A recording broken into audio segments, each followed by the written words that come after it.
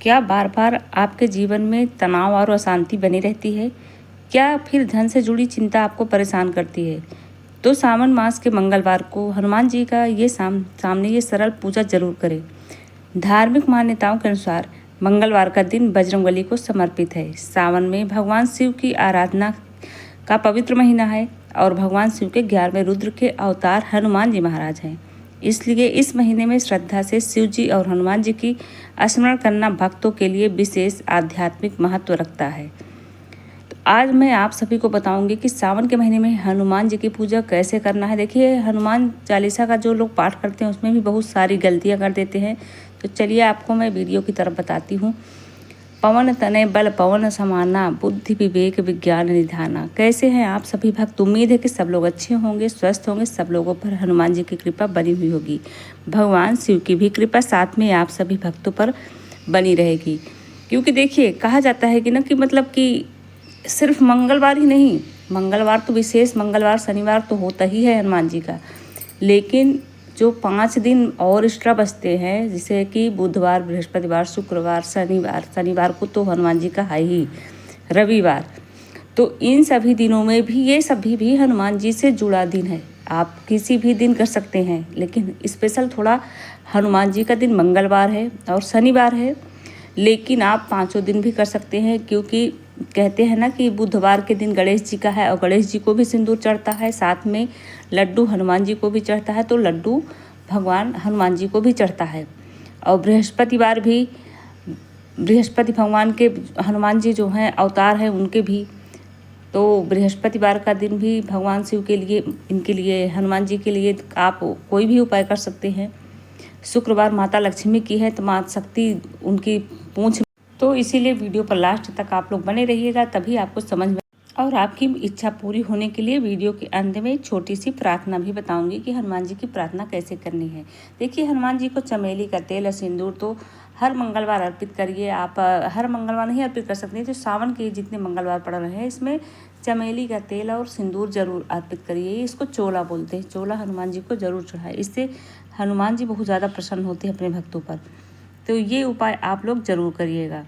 अब हनुमान जी को सिंदूर अर्पित करने के साथ इसके साथ चमेली का तेल अर्पित किया जाता है। इसके बाद हनुमान जी को गुड़ और चने का भोग जरूर लगाएं। ध्यान रखें कि पूजा सामग्री में ज़्यादा महत्वपूर्ण से जो आप सामग्री चढ़ा रहे हैं, इससे ज़्यादा महत्व आप अपनी श्रद्धा और भावना में रखिए। आपको श्रद्धा और भावना बहुत होना चाहिए। प्रसाद तो आप सभी लोग चढ़ाते ही हैं, प्रसाद चढ़ाइए, लेकिन जिसे होता नहीं कि बहुत सारे भक्तों के अंदर ये आता है कि हम ये सामग्री नहीं चढ़ाए, वो शायद इसीलिए भगवान हमारी नहीं सुन रहे। तो ऐसा कुछ नहीं। अगर आपके अंदर भाव है तो खाली 1 लोटा जल भी आप चढ़ा करके ध्यान करके बैठ जाएंगे, तो भी आपकी इच्छा हनुमान जी महाराज जरूर पूरी करेंगे। बस आपके मन में विश्वास और भाव होना चाहिए। इससे बड़ा भोग लगा करके आपको हनुमान चालीसा का पाठ 11 बार पढ़ें। ये सावन के मंगलवार को आप हनुमान चालीसा का पाठ 11 बार पढ़ें। हनुमान चालीसा जल्दबाजी में कभी न पढ़ें, ना ही बिना किताब के पढ़ें। किताब आपके पास जरूर होनी चाहिए, चाहे छोटी सी ही बुक लें, उसको अपने सामने रख करके ध्यान लगा कर पढ़ें। हर चौपाई को समझने का कोशिश करें, हनुमान जी का ध्यान करने की कोशिश करें। अगर किसी कारण से आप पूरी हनुमान चालीसा नहीं पढ़ पाते हैं, तो जितना संभव हो आप उतना पाठ करें और श्रद्धा से हनुमान जी के नाम का जप करें, भगवान श्री राम के नाम का जप करें।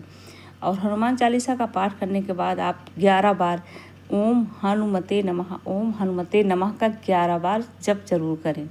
इस मंत्र से धीरे धीरे आपका जो मन है, मस्तिष्क है, वो जरूर शांत होता है। पूजा करने का फल हमें यही मिलता है कि अगर हमारा मन अशांत रहता है, हमारा मन कहीं नहीं लगता है, तो भगवान का ध्यान करने से हमारा मन जो है वो शांत होता है। मन शांत होता है तो हमारा बुद्धि भी काम करता है। अब बात करते हैं, सावन में भगवान शिव का स्मरण भी करना जरूरी है, बहुत ही ज़्यादा जरूरी है, क्योंकि यह सावन का महीना है। इसलिए हनुमान जी की पूजा के बाद भगवान शिव का स्मरण करें, क्योंकि हनुमान जी की, भगवान शिव के 11वें रुद्र के ही अवतार हैं। तो हाथ जोड़कर आप मंदिर में भगवान को जल, अक्षत सब कुछ चढ़ा करके, जो भी उनकी सामग्री लगती है उसको चढ़ा करके मंदिर में ध्यान लगा करके बैठे और ओम नमः शिवाय, ओम नमः शिवाय का 108 बार जप जरूर करें। फिर कुछ क्षण आंखें बंद करके भगवान शिव और हनुमान जी का ध्यान करें।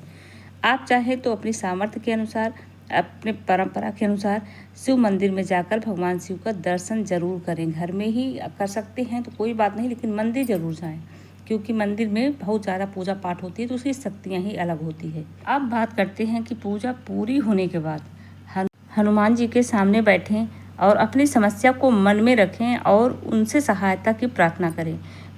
आपको प्रार्थना कैसे करना है ये मैं आपको बता दे रही हूँ। आपको बोलना है, हे संकट मोचन हनुमान, मेरे जीवन में जो भी कठिनाई है उनका सामना करने की मुझे शक्ति दीजिए। मेरे परिवार में सुख शांति बनाए रखिए, मुझे सही निर्णय लेने की बुद्धि दीजिए और मेरे मन में भय और नकारात्मक विचारों को दूर करने की कृपा कीजिए।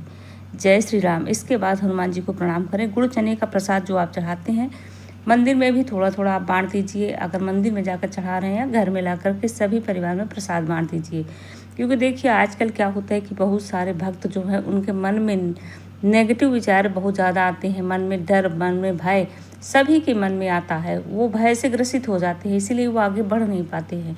उनका आगे करने का कुछ क्षमता ही उनकी ख़त्म हो जाती है। इसलिए जब आप हनुमान जी और भगवान शिव के शरण में जाते हैं ना, तो आपके अंदर से सबसे पहले वो निडरता जो है आ जाती है, जो डर है वो भाग जाता है और बुद्धि जो है वो आपकी बुद्धि काम करने लगती है।